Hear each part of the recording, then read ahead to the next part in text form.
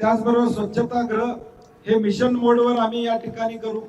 पहिल्या वर्षात आम्ही म्हणतो की खड्डेमुक्त कोल्हापूर करू, तसं पहिल्या वर्षात सार्वजनिक शौचालय हे पहिल्या 6 महिन्यामध्ये महिलांची सार्वजनिक शौचालय टाइमलाईनच ठरवणार आहे। आम्ही घोषणा नाही आमचा, तर टाइमलाईन आहे। पहिल्या 6 महिन्यात या स्वच्छतागृह या ठिकाणी करू। त्याचबरोबर फिरते स्वच्छतागृह, जिथं स्वच्छतागृह करणं शक्य नाही तिथं लहान टेम्पो ट्रॅव्हलर त्यामध्ये 2-2 शौचालय करून त्या उभा करणं जागोजागी पार्किंगच्या ठिकाणी।